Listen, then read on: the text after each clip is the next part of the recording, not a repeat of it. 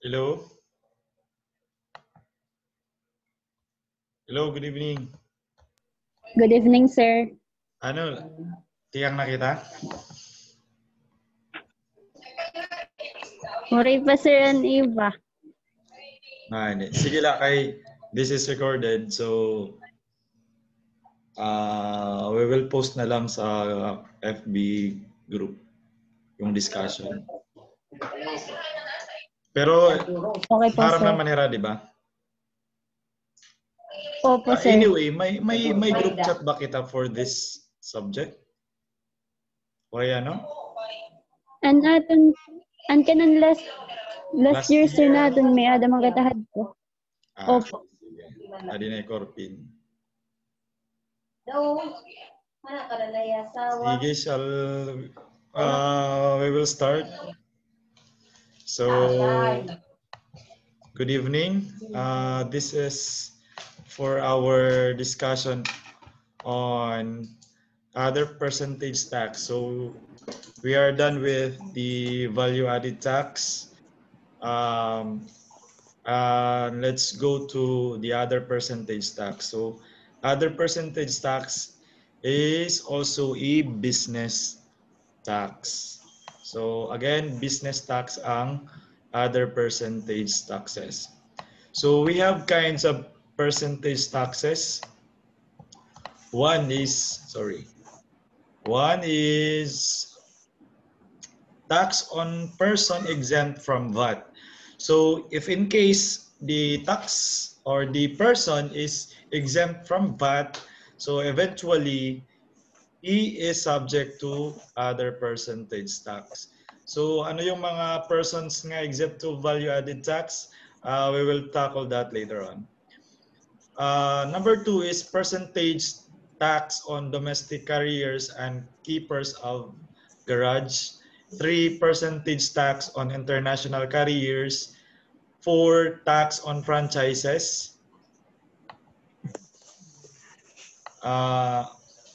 5th is tax on overseas dispatch, message, or conversation originating from the Philippines.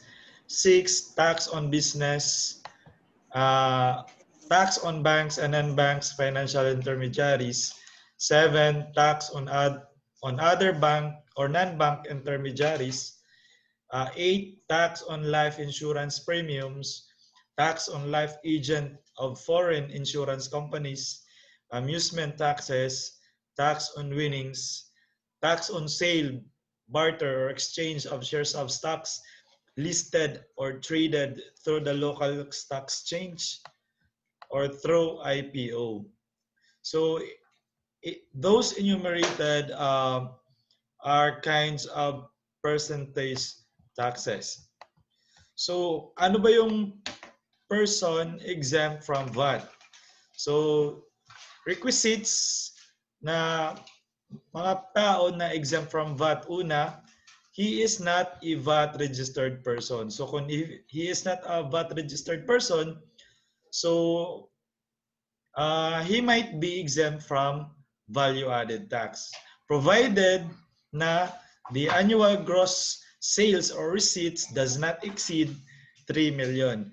Kahit hindi siya registered person, under VAT system, kung nag-exceed ang kanyang sales or gross receipts in 3 million, then he is subject now to value-added tax. If not, then he might be subject to other percentage tax. Or letter C, not exempt from value-added tax under section 109A to 109AA. So, ano yun nga mga tao? A taxpayer with an annual gross sales or receipts not exceeding the VAT threshold is not automatically subject to OPT under this section of the tax code.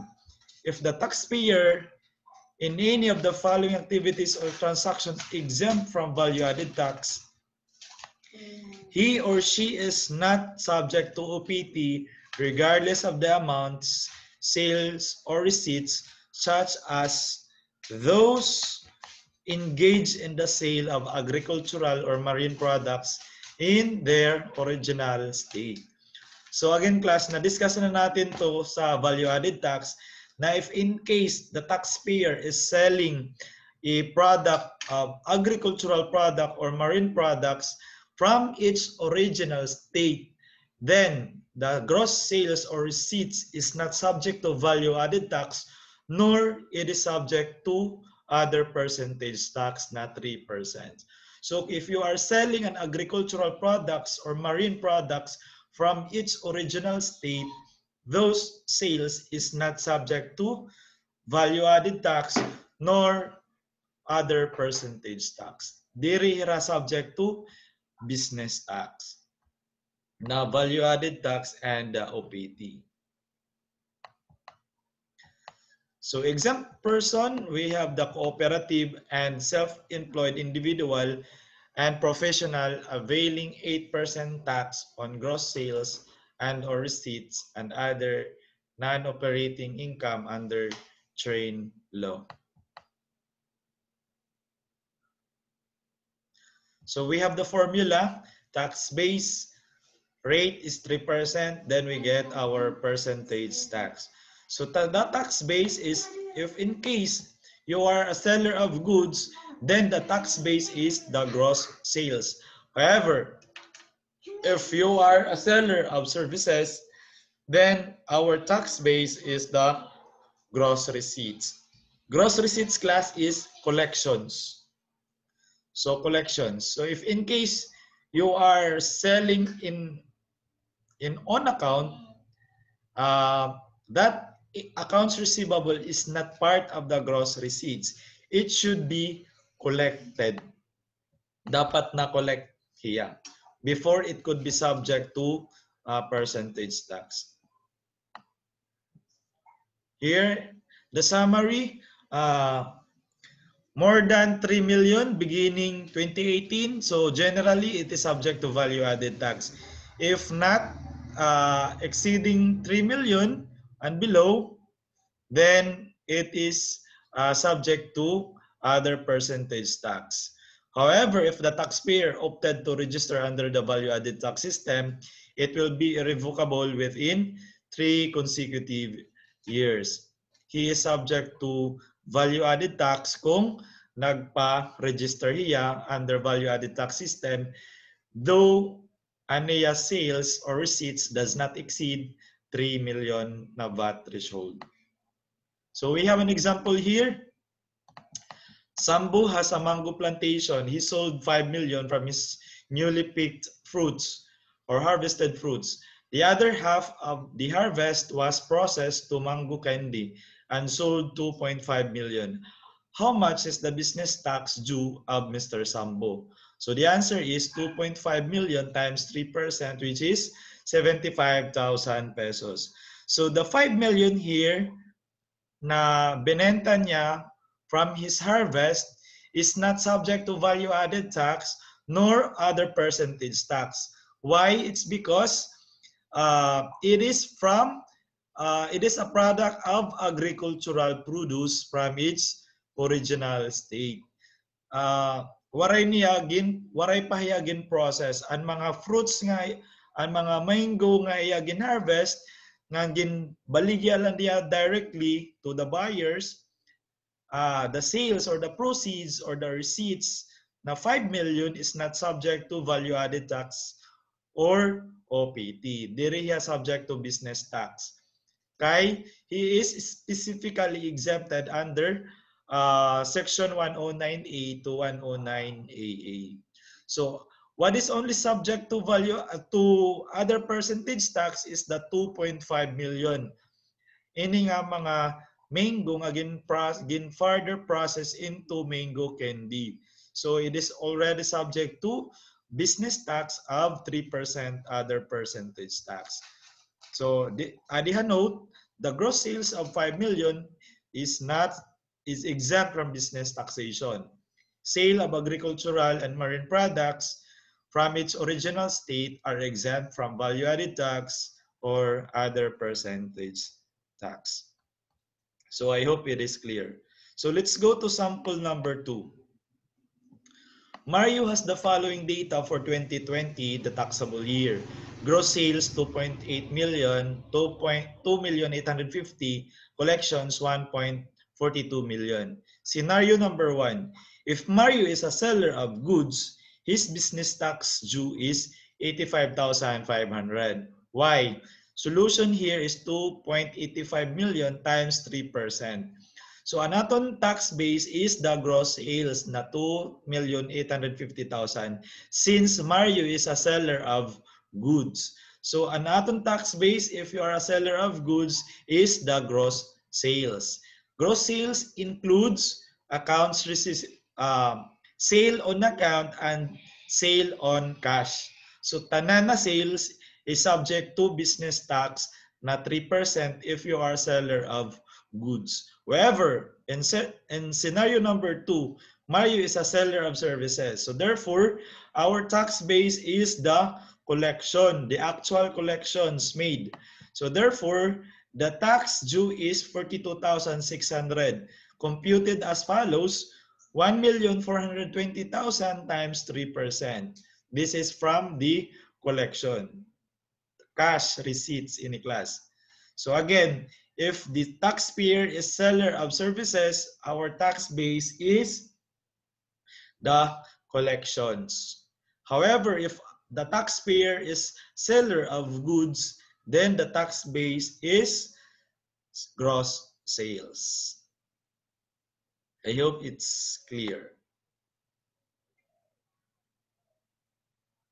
So let's go to percentage tax on domestic carriers and keepers of garage. So it is also known as common carriers tax on domestic carriers. So common carriers refers to the person, corporations, firms, or associations engaged in the business of carrying or transporting goods or passenger or goods or both by land, water, and air for compensation, offering their services to the public and shall include transportation contractors. So person liable is car for rent or hire driven by the lessee, transportation contractor, or other domestic carriers by land for transport of services and keepers of garage. So exempt is other owners of bangka and owners of animal drawn two-wheeled vehicle. So kung you are a domestic carrier na nagbabangka lang, it's not subject to other percentage tax. Exempt hira. And also those animal drawn two-wheeled vehicle. Let's say for example, kalesa. So the kalesa is not subject to other percentage tax. So what is our formula? The tax base times the rate of 3%, that is our percentage tax. So the tax base is the actual gross receipts versus the minimum gross receipts, whichever is higher. Plus, ini nga minimum gross receipts, makikita inihan, may lista ha LTFRB or ha BIR. Makikita ini, let's say, tarifa. May ada minimum for the whole year, let's say for example, jeep or jeepney or bus. Depende kung provincial or city bus. So kung provincial bus, may ada niya certain amount that is subject to other percentage tax. So, i-compare an minimum versus an actual gross receipts. So, whichever is higher, that is subject to value, subject to other percentage tax of 3%.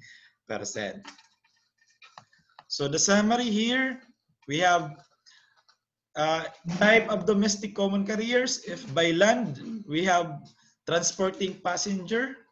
So, if you are transporting passenger, and then your domestic carrier is by land, that is subject to other percentage tax of 3%. However, if you are a common carrier, domestic common carrier, transporting goods or cargo, you are subject to value-added tax of 12%.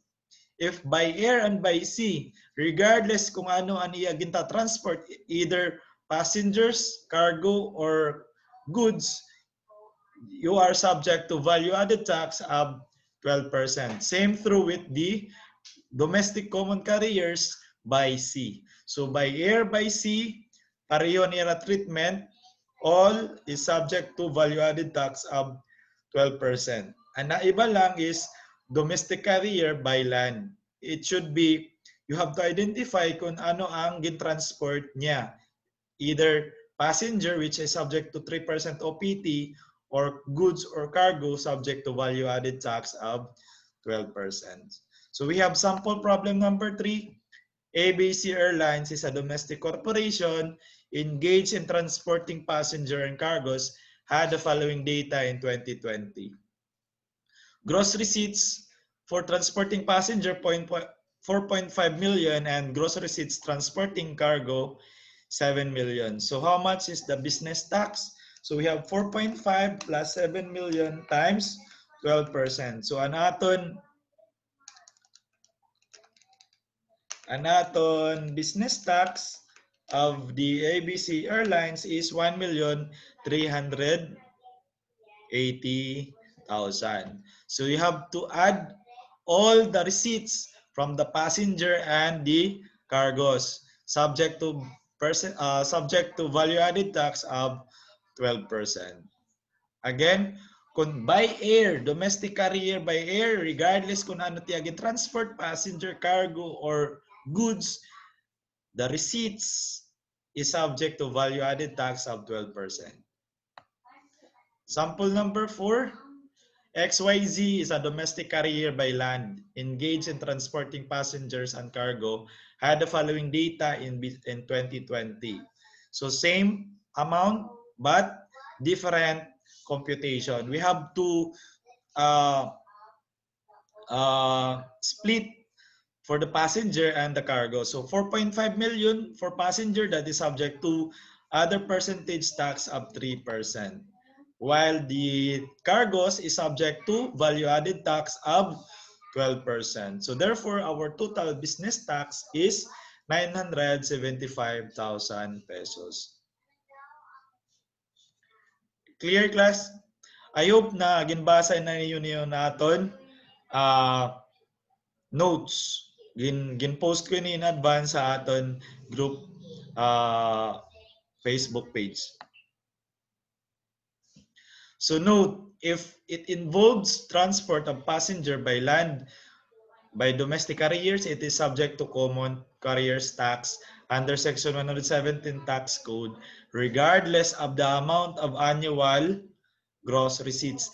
Kahit pa class, nag-exceed siya sa 3 million, pag passenger by land, domestic carrier, that is not subject to value-added tax but subject to 3% OPT. Kahit pa yung receipts niya nag-exceed sa VAT threshold of 3 million. Kahit ilan pa yan dyan, it is still subject to 3% OPT pag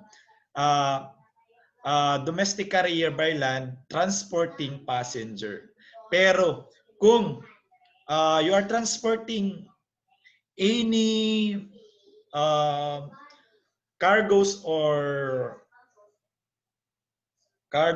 goods by land, that is subject to value-added tax. Pero kung by sea and by air, kahit anong transport niya is subject to value-added tax. I hope it is clear. So sample number 5, MNO, non-VAT is a domestic carrier by sea engaged in transporting passenger and cargos. Had the following data: gross receipts transporting passenger and gross receipts of transporting goods. So how much is the business tax of MNO? So class, you have to total. Pag napansin nyo, by sea and by air, non-VAT hiya.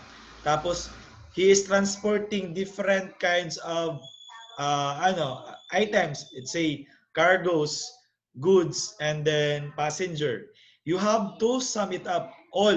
You have to sum it up kung na-breach ba niya ang VAT threshold. Let's say, di ba nasiring kita, non-VAT hiya, tapos banging gini-split mo o 2.5 million kay passenger. No. You have to total the two or the items provided. Kasi class, generally, pag domestic by carrier, by sea and by air, they are subject to value-added tax. So you have to test if such receipts has exceeded the VAT threshold of 3 million. So dahil 2.5 and 1 million exceeds 3 million, then that is subject now to value-added tax kahit hindi siya VAT registered taxpayer. Dahil na breach na niya ang 3 million VAT threshold, he is now subject to value-added tax of 12%. So therefore, ang business tax niya is 420,000 pesos. 3.5 million times 12% VAT.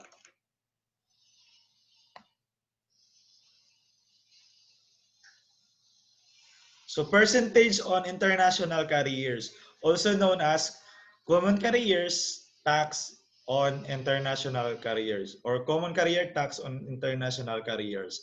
So person liable, it refers to foreign carriers doing business in the Philippines.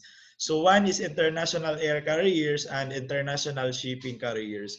So ini mga international carriers na doing business in the Philippines. Let's say for example, Cathay Airlines from other countries going to the Philippines, and from Philippines they are transporting passengers from the Philippines going abroad. So the receipts from transporting passengers from Philippines abroad is subject to value added, subject to 3% other percentage tax. Shall include but not limited to the total amount of money or its equivalent representing contract, freight, cargo fees, mail fees, deposits, advance payments, actually or constructively received under the taxable quarter from cargo, mail originating from the Philippines. Originating from the Philippines. Again, it should be coming from the Philippines. So diri ka pwede magbuwis na niya passenger taking ha abroad going to the Philippines. No. It should be coming from the Philippines going abroad. That is subject to other percentage tax of 3%. Not the sales coming from abroad going to the Philippines. No. So here is the summary. Domestic corporation subject to value added tax. Resident foreign corporation OPT.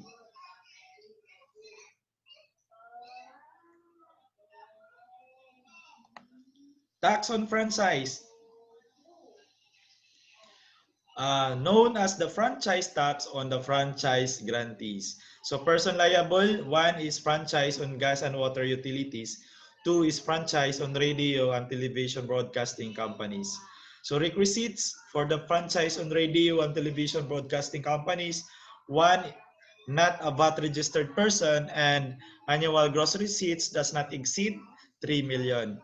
So class, pag franchise tayo ng radio and television, if you are not a VAT registered person or VAT registered company, then you might be subject to 3% OPT. Or if your sales does not exceed 3 million, so you are subject to other percentage tax.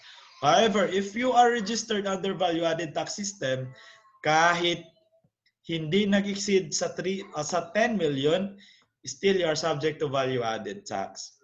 However, class, on the franchise of gas and water utilities, you are subject to 2% other percentage tax. Hino taga Tacloban nga diha iyo, pakianala. Hello? Hello guys. Anybody?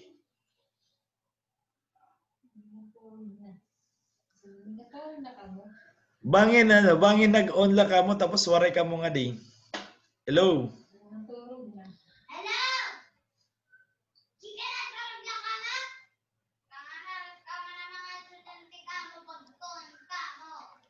Hello?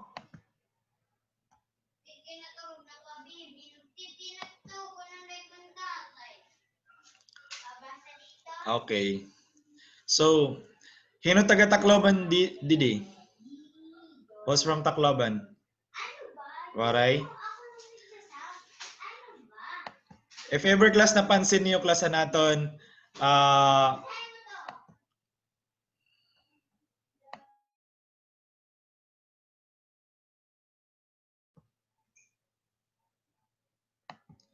okay. Kasi nga diya Tacloban yan under prime water, the water bill is now subject to value-added tax of 12%. I asked this sa prime water, um, they replied that they are private entity daw. They are private utilities daw. So they are subjecting the bill at 12% value-added tax. But again, I have to verify this to the BIR if really they are allowed to impose value-added tax of 12%. Kasi based on the tax code, franchise on gas and water utilities is subject only to 2% other percentage tax. However, on our October bill, we are already being billed at 12% value-added tax. So on our next meeting, I hope na I can have the answer from the Bureau of Internal Revenue. I-ask ko kung are they really allowed to impose value-added tax kay under the tax code, they are only subject to 2% 2% other percentage tax. So sa existing natin, still 2% subject ang franchise to gas and water utilities. While the radio broadcasting is subject to 3% other percentage tax. However, if nag-breach sila sa yung radio and television nag-breach sa 10 million, then it is already subject to value-added tax of 12%. Or the radio and television opted to register under value-added tax system. So, andito yung summary, just read na lang. So, rate niya, gas and water is 2%, and the radio and television broadcasting is 3% other percentage tax. That is for franchise tax. Class, iba lang yung franchise ha, franchise revenue na dinidiscuss sa dinidiscuss sa advanced financial accounting. Iba lang to. So sample problem number 6, a franchisee had the following data on revenues and receivables in 2020. So quarter ended March 31, 2020, revenue, accounts receivable beginning, and accounts receivable end. So covered by the franchise, 4 million. Account receivable beginning 600, AR and 800. So not covered by the franchise is 1.2 million and accounts receivable and is 160,000 pesos. So if the franchisee is generating and selling electricity, the correct amount of business tax is, by the way class, franchisee on selling or generating electricity is subject to value-added tax. So therefore, an iya collection is subject to value-added tax of 12%. Yan. So paano kinuha? 4 million and revenue, add AR, beginning. Again class we have our tax base is the collection. So AR and 800, so ang naton collection is 3.8 million. I-add naton ang mga not covered by the franchise. Na 1.2 million minus 160, so ang collection niya is 1,040,000. So the total collections here is 4.84 million. So that is subject to value-added tax of 12%. So therefore, ang business tax naton is 580,800. So note ko, no, the sale of electricity is subject to value-added tax instead of franchise tax. So again, if you are a franchisee of electricity, then you are subject to value-added tax. However, the scenario number 2, If the franchisee is a gas and water utilities, the correct amount of business tax is collection subject to 2%. So that is 76,000. But the not covered by the franchisee is subject to PERA. That is subject to 12% value added tax. So therefore, ang atong total business tax is 200,800. Again, class, pag franchisee, ang atong tax base is gross collection. Collection ang aton tax base. Basta franchisee. So scenario number 3, if the franchisee is a radio, television, broadcasting company, the correct amount of business tax is 3%. We only use the 3%. Kaya di rin man niya registered under value added tax. So 3.8 million times 3%. However, the not covered by the franchisee is subject to 12% value added tax.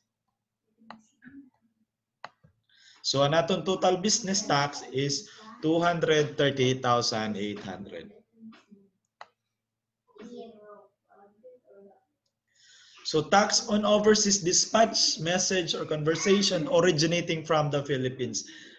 Class, if you are doing long distance from Philippines going abroad, you will be paying overseas communication tax of 10% on top of the bill. Let's say, for example, actual long distance mo is 100 pesos. You have to pay 10% of 100 pesos. So you will pay 110 pesos. But that 110 pesos is also subject to value added tax. If in case he is under value added tax system. So requisites, there is an overseas dispatch message. Long distance going abroad, that is a requisite na magbabayad kahan overseas communication tax of 10%. It should be originated from the Philippines. It was made through telephone, telegram, telewriter exchange, wireless, and other communication equipment. So thanks to Facebook Messenger, we have the free video call na kahit saan, kahit kailan, anywhere, anytime, you can do. So person liable, the user of the facility. So if you are, let's say for example, PLDT, and then somebody is using the facility of the PLDT, dialing abroad, then the PLDT is subject to overseas communication tax. Ito nga OCT, ipapataw niya kan client or customer. So the formula is payment of service times 10%. Yes, 10% para makuha nimo ang aton overseas communication tax. So we have exemptions for that class para dili ka magbayad 10% overseas communication tax. One is that you are a diplomat services. It is a diplomat services, international organization, let's say for example, United Nations Development Program or UNDP or World Food Program or WHO. So WHO doing calls from Philippines abroad to its headquarters in New York, let's say, or Italy. Such international call originating from the Philippines is not subject to overseas communication tax. Kasi they are specifically exempted of paying OCT. So third is news agencies or services. Let's say for example, si GMA, may niraging ka-cover from the USA. Let's say for example, sa US yan na, it will be conducting their election this coming November. And then they are sending reporter to US. And then there is a international dispatch during the 24 oras din cover nila an election in the US. So such call from the Philippines going to US is not subject to overseas communication tax na 10%. They are specifically exempted kasi they are news agencies or services. And then the government also. So government doing international calls originating from the Philippines, that is not subject to OCT or overseas communication tax of 10%. So I hope it's clear. So the other percentage tax class, we will discuss this next meeting. Maubos na tatong oras. We only have 4 remaining minutes. So I just want to see hini pa ni aton kuan anaton messenger aton ano.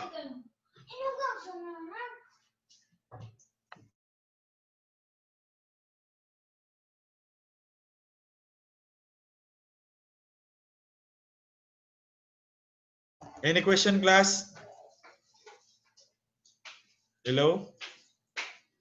Aray na po, sir. Clear, nabasa ba ninyo yung atong nga note? Have you read the note?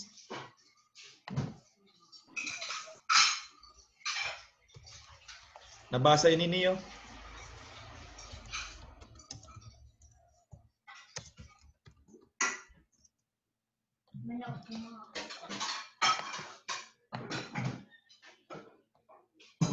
So by the way, how was your exam? Your prelims? Hello? Tapos na kamot yung prelims? Challenging, sir. Ang alin? Challenging, sir. Kay kutiailaan ko an examples. Han exam? Diri, sir, an examples san ko an handouts. Oh, yan na. Sige lang, kay damat aton anaton himo na exam. Anyway, class. Ini nga handouts, ano na iton? Simplified. Kasi regardless kung damo mga 100 may iton nga examples, it's still the same. Baga, you have to know the basic. Nga diri makurit other percentage tax. Ang makuri is adi hamay we will go to the transfer tax. So transfer tax for not the donation side but on the state tax. So we will focus on the state tax next time on our succeeding meetings. But on the other percentage tax, we will discuss the remaining topics for the banks and non-banks, for the insurance. Actually, dili talaga hiya usually nga na ano, baga sa board exam hiya other percentage tax and value added tax ada hiya mga let's say 10 to 15 items. Actually dako na ito yung items. Pero it's more on the value added tax. So class, value added tax nga in OPT magka-link. Let's say for example, if you are not subject to value added tax, you might be subject to other percentage tax. But it's not all the cases. Kasi natin kanina na-discuss na kahit diriya subject to value added tax, he is not also subject to other percentage tax. Ano adto hiya? Sale of agricultural produce or marine products that sold from its original state. So kung ginbaligya hiya right away from fresh harvest, that is not subject to VAT or OPT. Exempt talaga from the business tax. However, if it is already processed, further processed, may daan ito mga preservation, whatsoever, that's now subject to business tax. It could be value-added tax or other percentage tax na 3%.